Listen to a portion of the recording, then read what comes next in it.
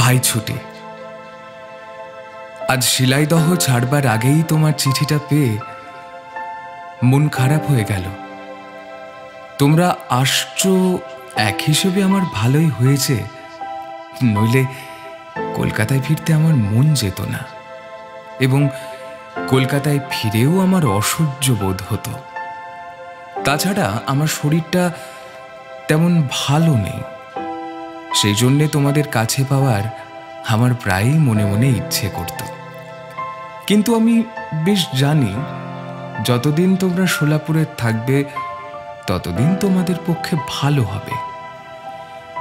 ছেলেরা অনেকটা শুধরে এবং শিখে এবং ভালো হয়ে আসবে এরকম আমি খুব আশা করেছিলাম। যাই হোক, সংসারের সমস্তই তো নিজের সম্পূর্ণ আয়ত্ত নয়। যে অবস্থার মধ্যে অগত্যা থাকতেই হবে তার মধ্যে যতটা পারা যায় প্রাণপণে নিজের কর্তব্য করে যেতে হবে। তারই মধ্যে যতটা ভালো করা যায়, তাছাড়া মানুষ আর কি করতে পারে বলো? অসন্তোষকে মনের মধ্যে পালন করো না ছোট বউ, ওতে মন্দ বই ভালো হয় না। প্রফুল্ল মুখে সন্তুষ্ট চিত্তে অথচ একটা দৃঢ় সংকল্প নিয়ে সংসারের ভিতর দিয়ে যেতে হবে।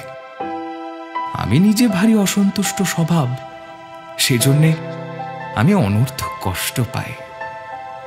কিন্তু তোমাদের মনে অনেকখানি প্রফুল্লতা থাকা ভারী আবশ্যক, নইলে সংসার বড় অন্ধকার হয়ে আসে। যা চেষ্টা করবার তা যত দূর সাধ্য করব, কিন্তু তুমি মনে মনে অসুখী অসন্তুষ্ট থেকো না ছোটে।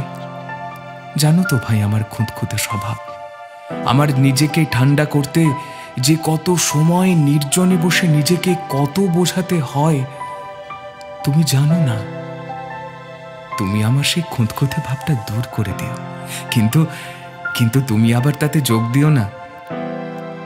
যদি তোমরা ইতিমধ্যে ছেড়ে থাকো তাহলে তো এবার কলকাতায় গিয়ে তোমার সঙ্গে দেখা হবে।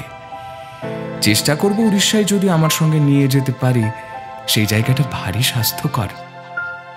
আমি বাবা মশাইকে আমার ইচ্ছে কতকটা জানিয়ে রেখেছি, তিনিও কতকটা বুঝেছেন। আর দু একবার বললে কিছু ফল হতেও পারে, কিন্তু আগে থাকতে বেশি আশা করে বসা কিছু না। আমার মনে হচ্ছে হতে করতে এই চিঠিটাও তুমি সোলাপুর অঞ্চলে পাবে। আজ যাব কাল যাব করে নির্দিষ্ট দিনের পরেও নিদিন তোমাদের দিন 8-10 কেটে যাবে। দেখা যাক। সমস্ত দিন বোট চলছে, সন্ধে হয়ে গেছে, কিন্তু এখনো তো পাবনায় পৌঁছলুম না। সেখানে গিয়ে আবার ক্রোশদের পালকি করে যেতে হবে। এতে তোমার রবি।